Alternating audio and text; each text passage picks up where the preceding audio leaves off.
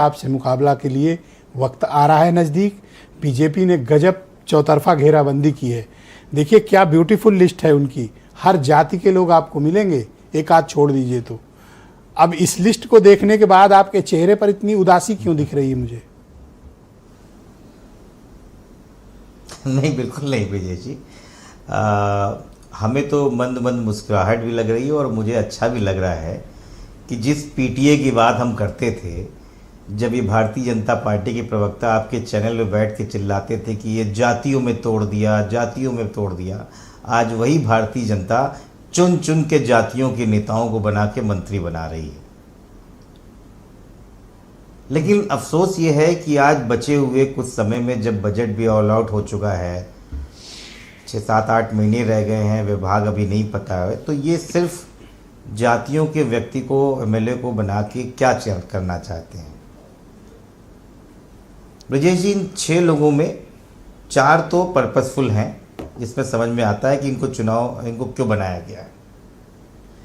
बिल्कुल सही कहा समीर भाई ने, भूपेंद्र चौधरी जी इनके प्रदेश अध्यक्ष थे, अब प्रदेश अध्यक्ष नहीं है, पंचायती राज मंत्री थे, वापस कैबिनेट भेज दिए गए।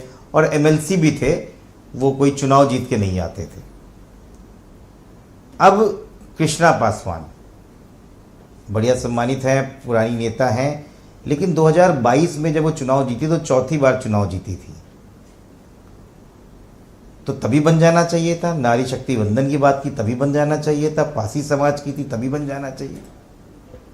असल में बात ये नहीं है, जिस लोकसभा सीट से वो आती हैं वो भारतीय जनता पार्टी की पेट सीट हुआ करती थी।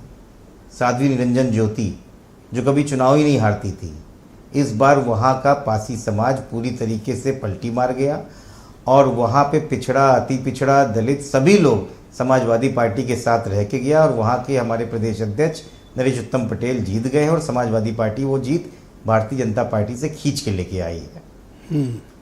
दूसरा नाम आपने बोला कैलाश राजपूत, लोधी समाज के हैं, बिल्कुल ठीक हैं, लेकिन मुझे नहीं लगता कि भारतीय जनता पार्टी में कल्याण सिंह से बड़ा कोई लोधी समाज का नेता रहा है। और आपको बनाना था 2022 में बनाते हैं। लेकिन कहानी ये है कि जिस कन्नौज को जीतने की आप बात बहुत दिनों से सोच रहे हैं, उस कन्नौज को फिर से भारतीय जनता पार्टी से छीन के समाजवादी पार्टी के अब आप इनकी रणनीति देखिए डॉक्टर साहब, जीत के आ गए कि रायबरेली से इन्होंने मंत्री बनाया कांग्रेस के सांसद, कन्नौज से मंत्री बनाया अखिलेश यादव सांसद, आप ये समझिए कि मुरादाबाद से मिनिस्टर बनाया उनके सांसद। मतलब घेराबंदी आपकी मजबूत हुई है, आपको एहसास है इसका? मैं यही कह रहा हूँ, और मैं यही कह रहा हूँ, घेराबंदी के साथ में समाजवादी पार्टी की पीडीए की चाल को काटने की कोशिश कर रहे हैं। लेकिन पता है कि ये व्यक्ति विशेष से राजनीति नहीं चलती है। यहाँ पूरे पूरे समाज ने आपको बाइकआउट किया है, पूरे पूरे समाज ने आपको हराया है। मैं बनारस की बात कर रहा हूँ, हंसराज विश्वकर्मा कई सालों से जिला अध्यक्ष थे और 15 लाख से 10 लाख के ऊपर की लीड से प्रधानमंत्री मोदी जीतते हैं। इंडिया अलायंस ने इनको एक हंसराज विश्वकर्मा अगर मंत्री बने हैं, डर है तो मैं कहूंगा इसका श्रेय राम आश्रय विश्वकर्मा को मिलना चाहिए।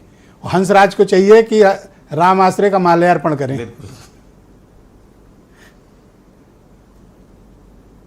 बोलिए। बेशक मुझे लगता है कि भारतीय जनता पार्टी सिर्फ अपने फायदे के लिए और अपने फायदे के लिए वहां पर आई है। अगर समाजवादी पार्टी जिस प्रकार से रामाश्री विश्वकर्मा जी एक्टिव होके गए, जिस प्रकार से विश्वकर्मा बच्ची की रेप के लिए, अच्छा, एक अंतिम सवाल है इस राउंड का आपसे, नीचे तक हिल गए। आज 5वां दिन है, विभाग नहीं बंट पा रहा, कोई प्रॉब्लम है? नहीं, देखिए ये इसलिए प्रॉब्लम है क्योंकि हमने सुनने में जो आया, जो आप ही लोग के पत्रकार लोग से बताते हैं कि बड़े बड़े मंत्रियों से बड़े बड़े विभाग छीने जा रहे हैं, उनकी हैसियत कम की जा रही है। ये तक सुना जा रहा है कि मुख्यमंत्री से कुछ विभाग लेने की बात हो रही है और शायद चीना जप्टी 8-9 महीने बचे, उसमें भी सब लोग को जो है ताकत लगानी है। बहुत शुक्रिया। भगवान जाने वो क्या करना चाहते हैं 8-9 महीने में। बहुत धन्यवाद आपका। अरुण राजभर जी मेरे साथ मौजूद हैं।